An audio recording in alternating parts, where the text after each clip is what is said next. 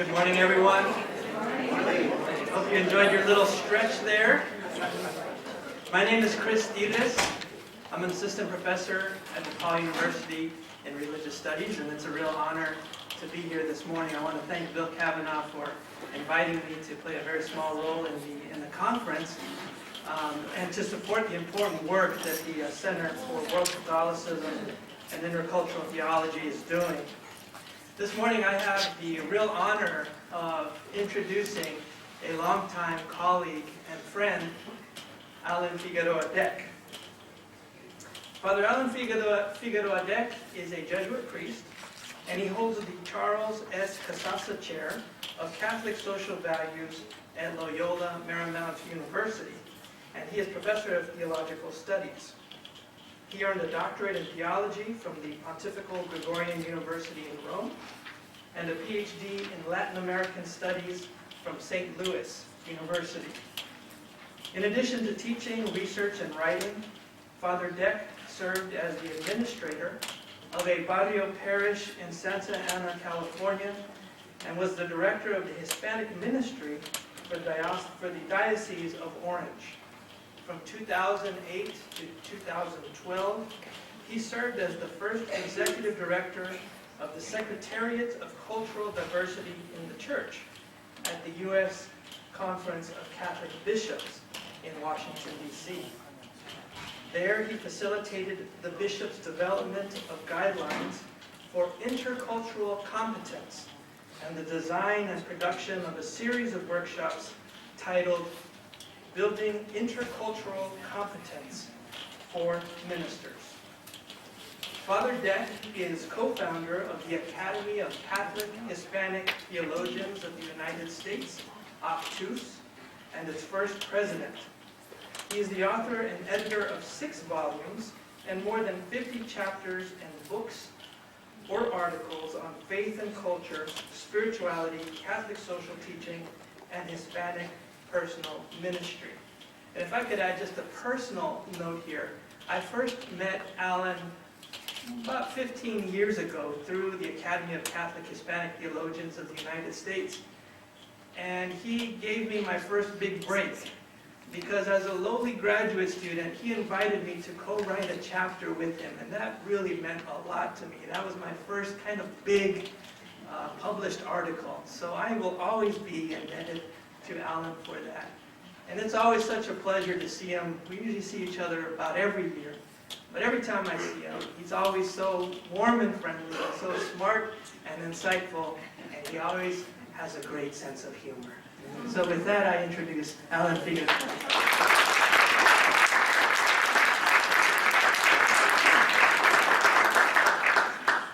Good morning, everybody.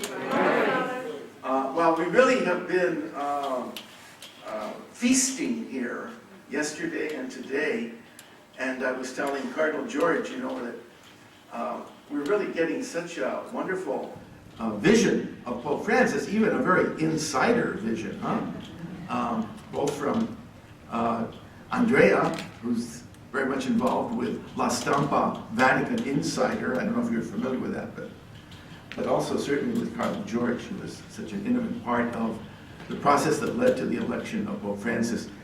As you see, the topic that I've been assigned is Understanding Pope Francis, the Latin American Roots and the Horizon of Reform.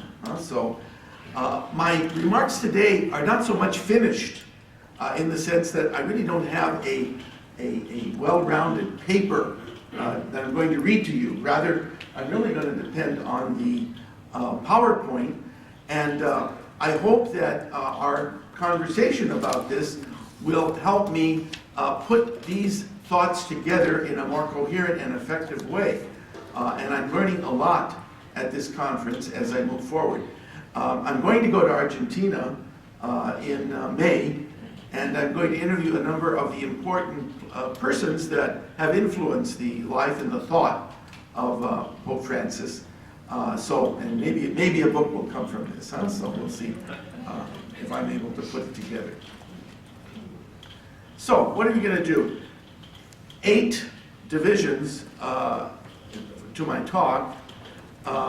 the reception of Vatican II in Latin America. It's a very important subject, huh? To understand where Francis is coming from. It has a lot to do with what's been going on the past 50 years in Latin America, and it's particular to Latin America. Second, Jorge Mario Bergoglio, Argentine and child of immigrants. Okay, we know something about that. Sorry. Latin American anyway, number 3, not 4. Latin America, from an epoch of change to a change of epoch. I just want to share that little point, that little distinction that has been important in Latin America. Okay. Fourth, Argentine liberation theology. We need to talk about it and raise up the category Argentine liberation theology. That is, understand a little distinction in how liberation theology developed for various reasons in Latin America. So we need to understand what happened in Argentina. Then the next one, key experiences as Archbishop of Buenos Aires, some things that happened that perhaps help us understand how he's proceeding. And then, of course, very, very fundamental, perhaps the single most important key to understanding Pope Francis is Aparecida, the experience that he had of that conference of the Latin American bishops in 2007. And then Horizons of Reform, which will take us to kind of review some of the things that we saw yesterday and some of the things that Cardinal George mentioned. I want to begin with the reception of Vatican II in Latin America. You know, last year we celebrated 50 years of Vatican II, and in the context of that there were all kinds of things written, and there still are things coming out. But I want to share with you particularly something that Massimo Fagioli said in the book, The Battle for Meaning, about Vatican II, okay? The Battle for Meaning. Massimo, who's teaching at St. Thomas University in Minneapolis, actually, right now, he said this: the 1968 assembly in Medellin was a unique experience in the global reception of Vatican II. Unique experience in the global reception of Vatican II, and the largest effort of a continental church for a creative reception of the council. See, I really want to highlight this observation, because if we get behind what Massimo Fagioli is saying, we can understand the richness, the particularity, the uniqueness that Francis is bringing to his ministry in Rome at this time. So, to kind of get a sense of what was going on there, what the context was, I want to point out to you that in the document of Aparecida in various places, reference is made to the distinction or the difference in talking about the times that we live in as an epoch of change. You know, change is always going on. I guess we always live in kind of epochs of change to some extent. But the difference between that and a change of epoch, because in Latin America, the leadership of the church, many of the bishops, began to take note of this distinction. And the distinction fundamentally is this: it has something to do with the recognition that it's not just about, you know, moving forward in a certain continuity, but it means also dealing with moments or aspects of, yes, rupture. In other words, that what constitutes a new epoch is precisely some of the reality that we've been working with. It has changed, is different, and we need to adapt to it. One example I would give, it's one that I think we've referred to several times in our meeting here, namely the switch from a more strictly theological way of proceeding in exercising the papal ministry, a theological way, to one that reflects the importance of communication and being effective communicators. And we see it in the move from a more conceptual, theological, or we could say even philosophical way of communicating the faith, to one that is characterized by what we've already seen. Image, story, gesture, all of these things that appeal to the imagination and so forth. So, yes, the age that we live in, the digital age, that's moved away from print culture and all that kind of thing, to what we have today requires that kind of change. The document of Aparecida goes into this in considerable detail, and we see it very clearly in the way Pope Francis is proceeding. Okay. Now, this large response that the Church in Latin America gave to Vatican II, perhaps as no other regional combination of bishops gave to Vatican II, okay, took certain forms. And, of course, at the foundation of it was the Conference of Medellin in 1968. And these were some of the features that we see. There was considerable emphasis on Catholic social doctrine, focus on the option for the poor already in 1968, which, as you know, coming out of Catholic social teaching, together with the emphasis that, yes, liberation theology gave to the concept, the notion of a preferential option for the poor, the universal church adopted. But the language of option for the poor was not in the church's vocabulary until really starting with, you could say, implicit in Populorum Progressio of Pope Paul VI, but coming forward in the way the bishops in Medellin spoke of it, and then liberation theology, Pope John Paul II adopted it, and it became part of the universal magisterium of the church. Dialogue with the social sciences, which of course is also part and parcel of the next feature that we see in the document of Medellin, namely the insistence on pursuing the church's relationship with the world in a manner that is inductive, in a manner that is, if you will, pastoral.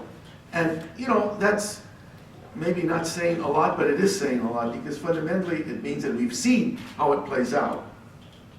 It means that you don't lead with doctrine. You don't lead with the church's teaching. What you lead with is, as Cardinal George pointed out, you lead with God's mercy, or another way of putting it, you lead with the kerygma. Kerygma. Andrea pointed that out very well in a recent article that he wrote. You lead with a kerygma. You lead with the good news. You don't lead with the formulations of the faith, nor do you lead with morality, moral strictures, no matter how, you know, appropriate or correct or whatever they might be. You don't lead with it. It's not that you forget it, not that you leave it aside, but you simply really, you're approaching what the church is about more as the promotion of an experience, the promotion of, yes, an event, than the promotion of an institutional identity. Okay, that's interesting. Huh? But we see the roots of this in the consistent recourse to inductive method that in Latin America characterized Medellin. Yes, looking at the social, economic, and political reality of the community of Latin America as consistent with concern for the poor, because it was the social sciences that help us understand the nature of the injustices and the types of changes that would bring about material transformation of the social order in Latin America. Inductivity. Liberation as a pillar of evangelization. In other words, since the time of Gaudium et Spes, but certainly Evangelii Nunciandi, which, by the way, Pope Francis believes is the single most important document issued after Vatican II up to our time, Evangelii Nunciandi. Well, maybe he thinks that Evangelii Gaudium now is the most important document. But certainly up until Evangelii Gaudium, once again, an exhortation, an apostolic exhortation, not an encyclical. So that there was that question yesterday about, well, you know, it's not an encyclical. Yes, that's true. Except in experience, what we find is that sometimes, the most effective teaching is not in the encyclical, for whatever reason. It has to do with how these things are received. But anyway, Evangelium Nuntiandi. It has to do with how liberation, the notion that action to transform the social, economic, and political reality is an integral aspect of the church's identity to evangelize on, which, once again, is not a novel idea. However, it's one that, for various reasons, got lost sometimes. And this Pope is bringing it back pretty clearly. Reception of the idea of the church's identity as mission, yes. Once again, that was very much implicit in Gaudium et Spes, in the spirit of Gaudium et Spes, and then in many subsequent teachings of Paul VI, John Paul II, and Pope Benedict. And yet, the fundamental mission character of the church, certainly here in the United States, once again, as Cardinal George just told us, does get obscured with the institutional focus that the Catholic Church, for various reasons, had during our lifetime. Because this church is the church in the world that succeeded in creating very big, large, and complicated institutions as nowhere else in the world, in the United States. And yet, that's all good and well, except what about the mission? What about not just now maintaining institutions, but what about transforming them or moving on? That is a critical question. 50 years of Medellin to Aparecida. What's going on? Already, Michael Buddy. Where's Michael? Michael, are you here? Oh, too bad. Oh, there he is. Okay, Michael. 20 years ago, was it 20 years ago? When did you write that book? The Two Churches. Yeah, okay. Michael Buddy, a professor here at DePaul, wrote a book in which he pointed out that the Universal Catholic Church was, its gears, its wheels were changing, and that it was moving away from its focus on Europe and North America and moving toward rooting itself in the reality of Asia, Latin America, and Africa, the global South. Okay? 20 years ago he predicted it, and Michael, you were right. With the accession of Jorge Mario Bergoglio, we see the reality of the global South, now the periphery, if you will, being projected now into the very heart, into the very center. And this is profound. This will take many forms. It's going to disrupt a lot of people's usual way of thinking about things, and yet it's moving ahead, and it's going to continue. And that's just the reality. So this may bring some discomfort to the Europeans, and certainly some discomfort to the North Americans, because guess what? We are not the center of the world as far as the church. Secondly, liberation theology. Say what you will about the controversy in the past. In the year since Pope Francis' election, we have kind of straightened up our way of thinking, or we're on the way of straightening up our way of thinking. No one less than Cardinal Muller, Cardinal-elect Muller, after the consistory, he'll be Cardinal. Cardinal Muller said that liberation theology was one of the great accomplishments of theology of the 20th century. Okay? So, is there any doubt where liberation theology stands in the Universal Catholic Church today? Because, for several years we were hearing something else. Well, forget it. Thirdly, Catholic social doctrine.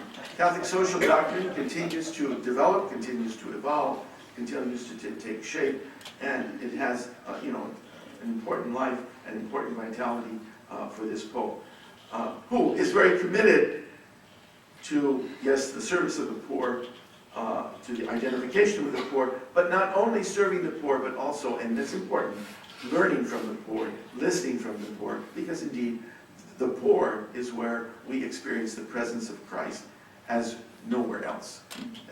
So we need, yes, a somewhat non or less ideological talking about the nature of the church's relationship to the poor.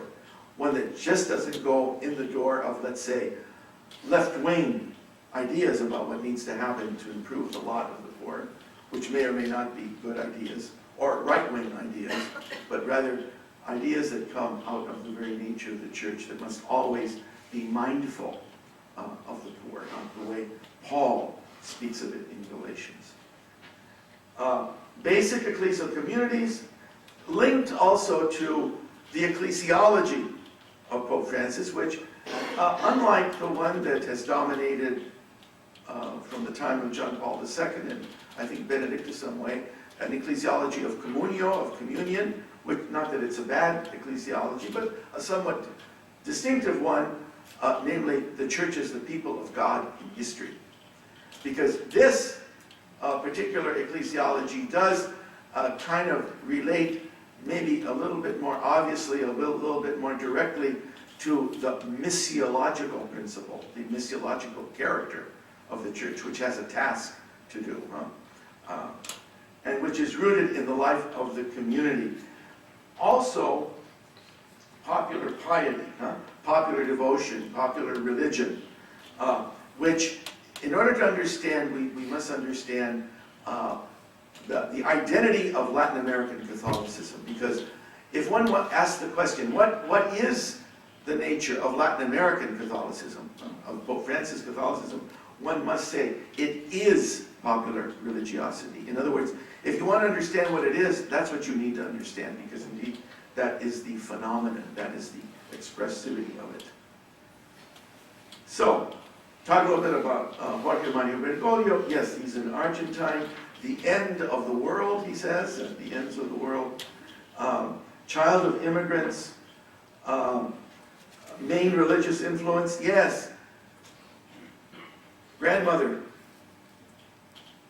And undoubtedly, in the way that he's going to think about the role of women in the church, he's going to say many of the things that he said. That doesn't come out of the world of middle-class women in the first world, or in Europe, or in North America. No, not so much. It comes out of the world of women in Latin America, where these phenomena have been the ones that have been raised up about women. Namely, the fact that the church is domestic in Latin America, that for various reasons it's been centered often in the home, that the main teachers have always been women in Latin America, that the leadership of the church in its existential reality has been women, and that great wisdom in thinking about our faith has been passed on by women. So this is something that is impressed on the experience of Francis. Working class roots. Francis himself comes from a lower middle class family, and he's very much identified. And in this, we need to explore a little bit. It's an interesting topic. I want to learn more about the phenomenon of Peronism. Peronismo is something that's been hard, I think, for us who aren't Argentinians to understand. But there are elements of it that are very interesting, that relate to the Catholic social teaching, to unionism, to many things that, I think we would say are quite positive, but of course there were many things about it that were not so positive. And so, as an Argentine born in the mid-30s, just before the rise of Juan Domingo Perón, certainly this has marked the consciousness and the awareness of Jorge Mario. We need to raise up and learn more about the Argentine theology of liberation. There were two figures, there are several, but the two that I have noted in my reading are Lucio Gera, who was an Italian priest who came to Argentina very young, who was deeply and profoundly revered, and who impacted a whole generation, a couple of generations actually, of Argentine thinkers, theologians and leaders in the church, among them Jorge Mario Bergoglio. When Father Gera died about 3 years ago, Cardinal Bergoglio insisted that this priest be buried in the crypt of the archbishops of Buenos Aires. In other words, he was saying something about this man. This man is called the father of Argentine liberation theology. Okay? But his approach, just from what I've been able to ascertain, has to do with somewhat of a different method.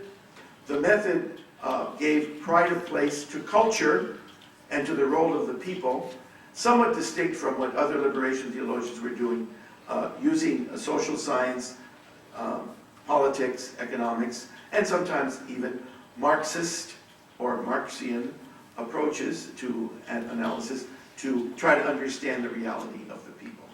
That this one took a somewhat more anthropological turn than a political or sociological one. And one could say for various reasons, because perhaps nowhere else, arguably nowhere else, was taking a more political approach more dangerous than in Argentina, because they would put you in an airplane and throw you out if you said the wrong thing under the military dictatorship that they had there, precisely during the time when Jorge Mario was provincial of the Jesuits. The other person that was very important here was Rafael Tello. Rafael Tello was a diocesan priest, a professor of practical or pastoral theology at the institute where Cardinal Bergoglio studied sometimes, or I think taught occasionally. And Gera and Tello were two priests who were silenced. They were silenced by Rome. They were silenced by the generals. Apparently the generals had some influence with Rome. And they were just silenced. Cardinal Bergoglio, not too long before his election as Pope, went to the Catholic University of Buenos Aires in order to give the keynote at the unveiling of the book on the life of Father Tello, in which he gave quite an interesting talk about, here we are celebrating the theological accomplishment of another theologian, one who was silenced. But now he's not silent anymore. But we need to understand the thought of Rafael Tello. It has to do with what is called the Teología del Pueblo. Instead of liberation theology, in Argentina they used this concept. Gera was the first one to speak this way. Teología del Pueblo, theology of the people. To understand it, it has to do with, yes, an ecclesiology of the people of God. So that would be one way to begin to get at what it's about. But perhaps the other way would be to penetrate the teaching, church teaching, called the sensus fidei. How does the sensus fidei work? How is it that the church is preserved from error somehow through the intuition, not of just of the theologians, not of the official teachers, but of all the baptized? Interesting doctrine, isn't it? It has a great pedigree. It's not in itself a controversial or disputed idea. And yet, it is an exceedingly undeveloped idea.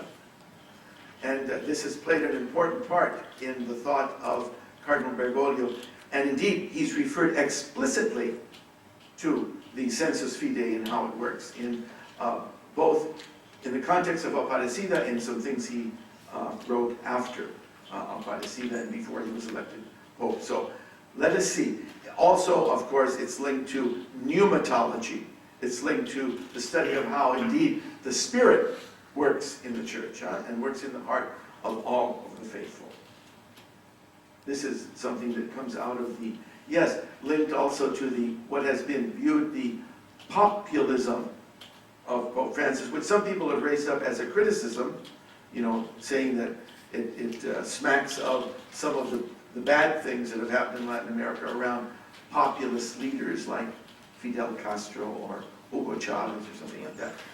So it has its bad side, but of course, the way Pope Francis understood it, namely the ability to reach out directly to the masses, okay, that's populist, but it's not necessarily a bad thing. The experience as Archbishop, it was clear to Archbishop Bergoglio that the single most important thing that he could do as a leader in order to evangelize, in order to pursue the church's very identity, the single most important thing he could do would be to give witness to the church's care and love and presence with and for the poor. And that notion he's bringing to the universal church. Once again, it's not a new idea. I think it has something to do with the teachings of Christ. But it gets obscured. It gets obscured with many other types of passions and concerns that rise up in the church. With this, it's very clear. And this, you want to evangelize, stop talking. And just pay attention. Pay attention to the homeless. Pay attention to the poor. Pay attention to the marginalized. Pay attention to every kind of group, including gay and homosexual people who we can look at, as quote-unquote a moral problem, if you will. But people who struggle with their sexual identity are people like the poor. They're on the margin. That's why he's relating to the reality of, homosexuality in a somewhat different manner than what we were used to. So the villas de miseria, okay, the slums. He was criticized. Cardinal Bergoglio was criticized because he kept hanging out in these places. And he wasn't hanging out in the salons. He wasn't hanging out with the upper class. He wasn't pursuing all the, the people with wealth and so forth. And that got on some people's nerves. Well, the next thing, clericalism, careerism, and corruption in the church. Well, we don't want to say that this is worse in Argentina, but it exists. In Argentina, as we know, it exists everywhere. And Pope Francis has been very upfront, absolutely relentless. If indeed he's emphasized Christ's mercy and love, in a certain sense, the only group he's excluded have been the bishops and the priests. Because for them, they got to toe the line. They have to toe the line. I like to tell a little story. I had dinner with Archbishop Carlson of St. Louis.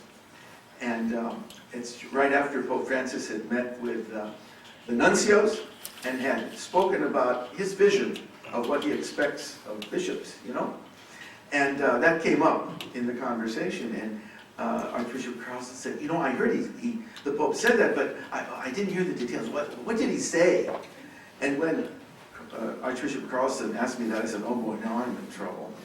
I have to tell him what the Pope said. Okay, well, excuse me, Archbishop, but this is what he said. He said that bishops should not be careerists, that bishops should not have the mentality of princes, and he said that bishops should be like a good husband. They've got one wife, and they're not looking around for another one. And poor Archbishop Carlson, he looked at me astonished, and he said, oh my God. He said, I've had 3 dioceses. Okay. But he took it well, I think. This is bad news. He took it well. But yes, and it's not to pick on the bishops, but it's just to observe that for Francis, it's very clear. We've got a problem, and it's called clericalism. And it doesn't just affect the clergy. See, that must be said too, huh? Because any leader in the church, yes, lay ecclesial ministers, deacons, anybody can begin to exclude others, to think they're superior, to think they're above, and to deprive the church of the commitment, the activity that all need to be engaged in. You see, so clericalism, I think, in the broadest sense. Careerism, yes, and yes, indeed, even corruption, huh? That Pope Francis had to deal with some pretty serious economic corruption that Cardinal Quarantino, who he succeeded, had to deal with. It was very difficult. It had to do with banks in Argentina and so forth and so on. And the third thing, which I think we're seeing to some extent, and it's not been commented on the way I'm going to comment on it, but I'll just throw it out there for your consideration, that one of the things that prepared Cardinal Bergoglio for what he had to do, what the cardinals wanted him to do, was his dealing with the machinations of the Roman Curia, which he had already dealt with as Archbishop of Buenos Aires. And it had to do with the struggle he had, and he and other Argentine bishops had, to get good bishops, because they were constantly being sidetracked by somebody in Rome. And it became clear to him exactly what was going on in Rome, the mystery of what is the problem with the Roman Curia. It wasn't a mystery so much to Jorge Mario.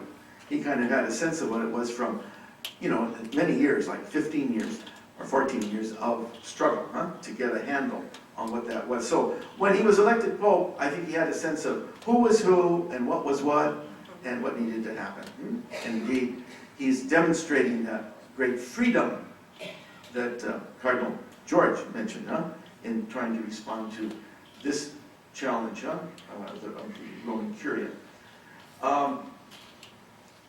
If you want to understand a little bit more about that, read Archbishop Victor Manuel Fernandez, who is the rector of the Catholic University of Buenos Aires, on this subject in something, if you read Spanish. A lot of the really good stuff is in Spanish. And you can read it. It's called Bergoglio a secas. If you just Google it, it'll come up. Aparecida is a formative event. He was elected by a large margin. Cardinal Bergoglio was elected by a large margin of his fellow Latin American bishops to be president of the committee that did the document of Aparecida. The document of Aparecida is more than 200 pages long. It is a very substantial document. Indeed, Gustavo Gutierrez maintains that it is the best document that the Latin American bishops ever produced. And you know that the document of Puebla is a very good document. The document of Medellin, as far as it goes, was a very good one, and so forth. But Gustavo and others have maintained that it's a very important and significant document. So we need to know the document of Aparecida. And the person who was most responsible for getting it out and putting it together was Jorge Mario. The fundamental seeds of his Petrine ministry are found in the final document of Aparecida more than anywhere else. And if you want to understand what I mean by that, look at the concepts that have directed and inspired his work so far.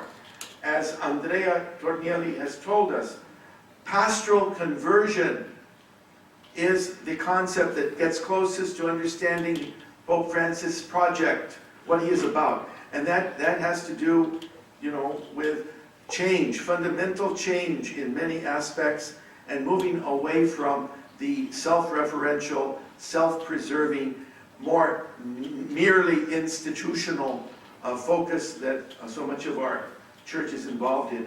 Pastoral conversion, which affects not only the Roman Curia, but each and every baptized person. Missionary discipleship, it seems kind of like a bland or harmless idea. Well, it isn't. It's a serious one, because underneath it, the concept of missionary disciple is this idea that we Catholics need to move on from the distinction that we have historically been making between clergy and laity. That the distinction between clergy and laity is not so helpful, because there is underlying our Christian identity, our baptismal identity, is a radical equality. And the radical equality is by virtue of baptism, which calls everyone to mission. Okay, you see, this seems like a harmless observation, but it's not harmless. It goes to the point that it's all about mission, but we have had a church that, for various reasons, has allowed the vast majority of the faithful to get off the track. In other words, to engage in a kind of passivity, to not really be that involved. And to be baptized is to be called to be prophet, to be a prophet, king and servant and so forth. And that is a fundamental dimension. The church is, as Pope John Paul II told us, Pope Benedict told us, but this Pope is telling us now in a way that maybe we're going to get it, maybe, that the church is in its entirety evangelizing, that everything the church does is about, yes, promoting that encounter, first of all, with Christ, the living Christ. So, yes, it's more about spirituality than anything else. It's not just about social change, economic change, it's about spirituality, it's about that encounter, and so forth. But yes, we all are called to that radical mission of the church, which constitutes its very nature, its very identity. So it's not a harmless idea at all. And there is a difference between how the call to engage the laity has developed in Latin America and how it has developed in the United States or Europe. In the United States and Europe, the development of ministers in the church has tended to take the form of a kind of professionalization, a formation of laity, so that they can assume roles of leadership. This is all good to a point. Where it's not so good is when it disempowers the volunteer communities in the church, who always are going to be the majority of the faithful. In other words, the faithful are not all going to become a bunch of lay ecclesial ministers, just as they're not going to become a bunch of priests or a bunch of deacons. They're going to be the people of God, mainly in their social life, in their family life, in their marriages, in their professions, in their commitments, you see. So that if you professionalize ministry in the name of promoting the role of the laity, you miss part of it. You miss part of it. And this has been the problem with lay ecclesial ministry the way it's been conceived in the United States. Please don't misunderstand me. I'm not against it. I think it's great. I think it's necessary. But as long as it doesn't become the new name for clericalism. Okay. The next point, inculturation. We got a little sidetracked, it seems, over the past 20, 30 years from what this vision of the church to proclaim the gospel in a way that really engages culture. Okay? Perhaps some people thought that the wave of the future was more replicating the past, or in promoting the liturgy in Latin. Okay? Well, I think now we're correcting this view. Those things can be perhaps harmless or even good, some of them, the beauty of the Latin liturgy and so forth and so on. But please, let's not confuse that with the hard task of communicating the gospel of Christ to the various groups and communities for whom those things are not terribly relevant, the Latin liturgy and so forth. We really have to enculturate the faith. We have to find analogies and comparisons and gestures and ways in order to make the gospel, yes, fresh, to experience the freshness of the gospel. And so this is about the task of inculturation. That's the word, that's the agenda, that's the concept. And this is very clear in Aparecida, and it's, I think, pretty clear in the thought of Pope Francis. So let's get on task in terms of this. And where does this come from? It comes from the recognition of the Latin American bishops that the gospel has not been communicated effectively in Latin America completely. And we need to get with it. And we need to do it with the working people, the native peoples of the Americas, and so forth. Just as it has to happen in Africa, it has to happen in Asia, and so forth. And by the way, it has to happen in modern secular society because we have to get enculturated in the context of secularity, which means we have to first of all understand it and even love it, not just react to it. If we're ever going to evangelize it. And that notion of enculturated faith in the context of modern, secular, pluralistic society is a big challenge. But it's the one that the church in America, U.S., faces, and the church in Europe. And progressively, the church throughout the world, as all the peoples become more secular in some way with postmodernity and all that. Option for the poor, the church is the people of God. Okay, horizons of reform. I think I've given you a sense of some of the areas, and we don't have that much time, so I think I'm going to cut it short a little bit. You kind of get, do you get a sense of what the pastoral horizons of reform, of change really are, huh? It has to do with pastoral conversion, don't lead with doctrine, don't lead with morality. Let's not hunker down as much as open up and relate to people. Let's not pursue culture wars. Let's pursue a culture of encounter, which is a term that Pope Francis loves to use. Yes, it's about dialogue, dialogue, dialogue. The answer that Rabbi Skorka gave yesterday to that last question helped us understand how profound dialogue. This was the agenda of Pope Paul VI. Pope Paul VI, and it's been of the Church since Vatican II. The importance of dialogue understood as something very profound, as the fundamental wing, one of the important wings by which the Church renews itself. The Church is missionary to the core, the radical equality of the faithful. That works out in many ways in the life of the Church. Realities are more important than ideas. That's another way to talk about that inductive mindset. We don't start with our ideas, we start with the human reality in front of you. It's inductive rather than deductive. Survey the faithful, yes, and let's have care for, yes, homosexual persons, the reality of the struggle around sexual identity, which is quite real in life. Yes, the reality of divorced and remarried people. That's a big reality for many. What do we do about it? It's a pastoral concern. Get out. Go out of the sacristy. Get your shoes dirty. All these wonderful images. Go out and have an accident on the street rather than stay in the sacristy, comfortable and secure. These are all ways of speaking, that Pope Francis has used. Yes, does it mean going beyond some of the institutions that we have built up that are so important, that are significant, the parish, the diocese, the way it works. Yes, the Catholic University. These are all powerful and big institutions. Fine, they have their place. But a church that's mission can't put all its eggs in the basket of institutions. Putting the Latin Mass and the traditional movements in their place. Do you think? Am I exaggerating? Okay. Not that we want to just respect or disregard these movements, because they do have their place, but proper place, I mean.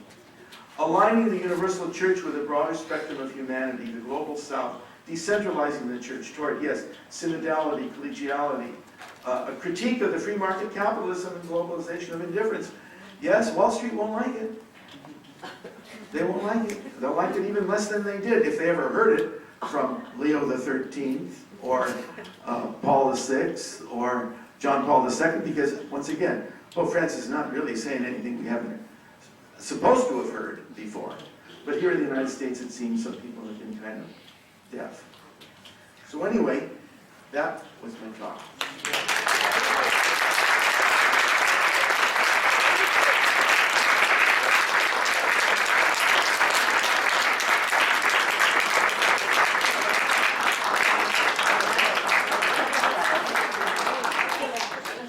So we will take some questions now. I imagine that there will be some questions. So maybe what we should do is we'll form a line over here. You'll ask the question into the microphone, but maybe what we should do is to take maybe 2 or 3 questions at a time, and then have you respond to the group of questions. That way we can hear more questions, and if there's overlap between questions, we won't repeat questions. So we'll take maybe the first 2 speakers, and you just ask your questions here.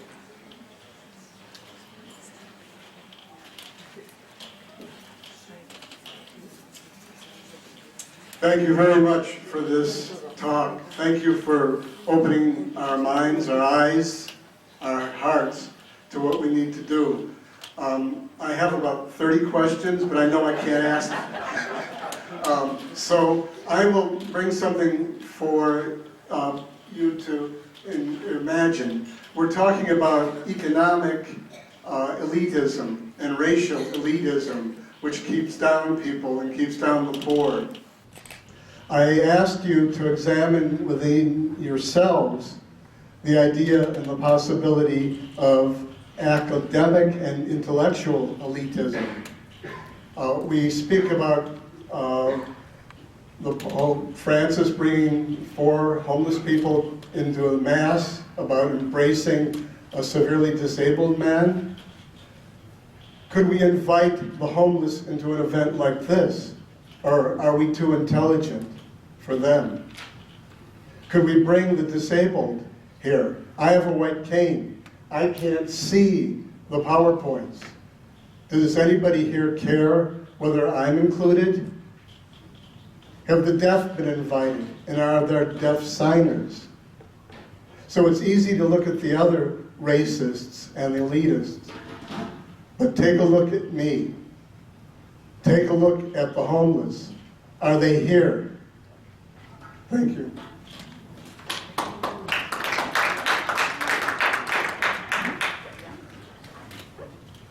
Thank you very much, Allan. I have the sensation that I will repeat a lot of what you said, but it's good from another perspective. I'm a woman, I'm a layperson, and I found it was very, very useful to put in value those Latin American roots of the present Pope. It's only a point that I didn't hear clearly. I would like you to, when you spoke about liberation theology, and you addressed like a question to the audience, what about liberation theology? Where is she? Did you mean that liberation theology is dead? Or it's unknown, it's not put in value? It was not clear for me what you thought about that. Okay. We'll take one more question. Thank you, Father. Towards the middle of your talk, you were saying something about the old thoughts about liberation theology. You said something like, forget it. When Pope, in the 1980s, when liberation theology was having its main impact, as I understood it, in Latin America,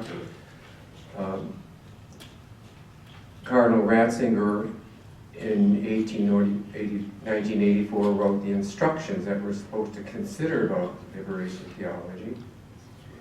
And then 2 years later, just give me a chance. In 1986, he wrote part 2, called Christian Freedom and Liberation. When we talked, and I wrote to him about it, he mentioned 2 people, names you didn't mention. One, the priest Boff, Leonard Boff, the Franciscan. If you ever saw when Pope John Paul II went to Brazil, he put his finger in Boff's eye like this about his dealings with liberation theology. And the other one is the Franciscan from Brazil, from Peru, I think, Gustave Gertiers, who was the founder of liberation theology. And my understanding when I wrote to the Pope about this, because both of these were written by Ratzinger, but in the last paragraph he said he had an audience with Pope John Paul II approving both of them. Could you comment upon these 2 documents, and Boff and Gutierrez? Okay, I think I'll start with that last one because it also goes to what Maria Clara was saying.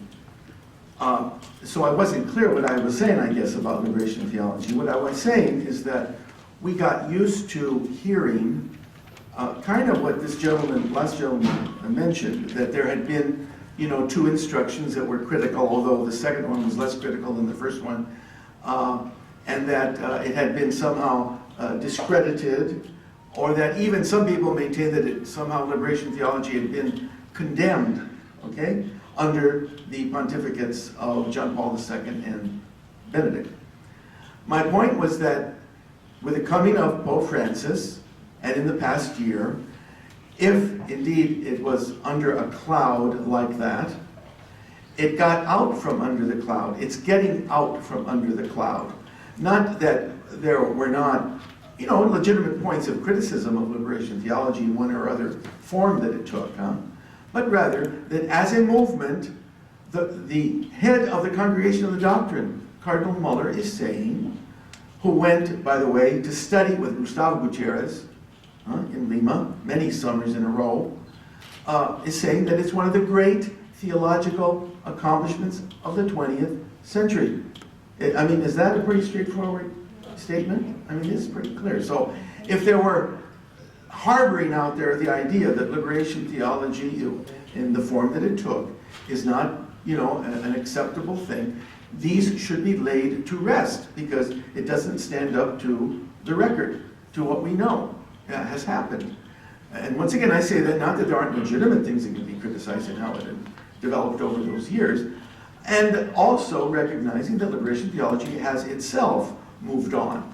In other words, those who are engaged in doing it are doing it now with other considerations, and it's fine. So that was my point. And what's dead needs to be this mistaken interpretation of it. That's what's dead.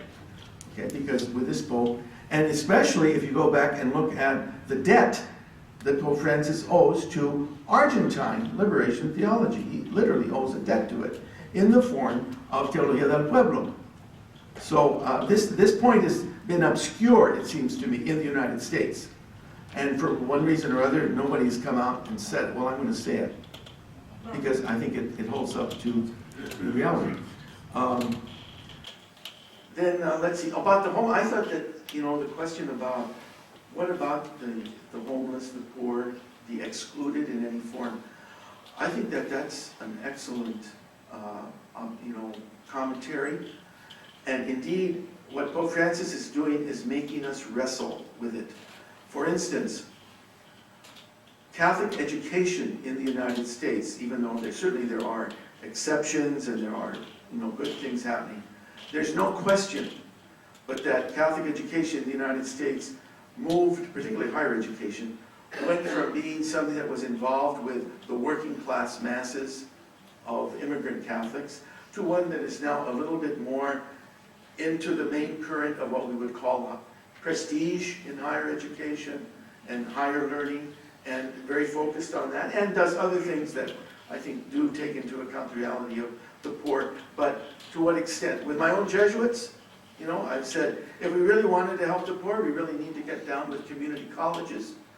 We have 28 universities, or we're involved in 28 universities, but we don't necessarily get involved with community colleges where the majority of the struggling blacks and Latinos are found and often stuck, at that level. So I'm just saying, yes, implicit in this option for the poor is a move, and also in the insistence on mission, is the idea that, yes, we're going to have to keep moving with our institution, not simply maintaining them, not simply, building them up for the sake of building them up, but asking other critical questions about them. And the second point, it's not just about including people and being concerned for the poor. It is not, maybe even primarily, about responding to the need, that we can give, the middle class or those who are more privileged, the elite, can give to the poor, but rather to the value it has of being with and for the poor. That is, of listening to the poor. That is, of learning from the poor. That is, of hanging out with the poor. And, as it were, accomplishing nothing. As it were. Because you see, if you're into a purely pragmatic idea, we don't have time to be spending it with the poor because we have to do more important things. See? So to kind of look at that, because I think Pope Francis is very much into, the criticism of Mother Teresa, and I think there are two sides to it. Mother Teresa was very much with the poor and hung out with the poor. But people ask, was she doing anything to actually change the misery of the poor? You know what I mean? Except the immediate existential need of those who were dying on the street, Yes, these are good questions to ask, but the point was, and she had a point, we just need to be with them. Because something will happen. You see? And this Pope is kind of making that point. And I think in our pragmatic American context, this could be a little disturbing. And I'll end with this analogy. In the Archdiocese of San Francisco, when Mother Teresa first came to work in that archdiocese, the archdiocese prepared a center for her sisters to live. And when she came, Mother Teresa came to see it, she saw this very nicely painted thing with a beautiful carpet, you know, and they had invested a considerable amount of money. Mother Teresa said, tear up the carpet, get rid of it, throw it out the window. It was very annoying. But she was making a point. You see? In our middle class, professional environment, things have to look a certain way. You know what I mean? But if you're with the poor, things are not going to look so nice. But that's okay. We can still be with the poor. You know what I mean? So I mean, there's a whole mysticism here, and I don't claim to be an expert in it, but I think something else is going on. So this option for the poor is more profound than perhaps we thought.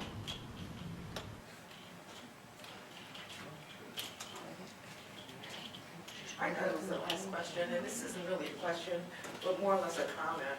And I know that we have a long way to go, but in the last 3 or 4 years, the Archdiocese of Chicago has really stepped up its efforts for inclusionism for people with disabilities by providing hearing assistance in the parishes. We have a special Sunday every year that's dedicated to trying to raise public awareness of the needs of people with disabilities.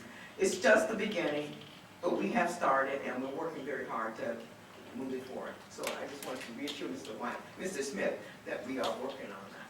Okay. Well, I'm cognizant of the fact that we're a little over, and folks probably want to get some coffee or use the facilities. Please join me again in thanking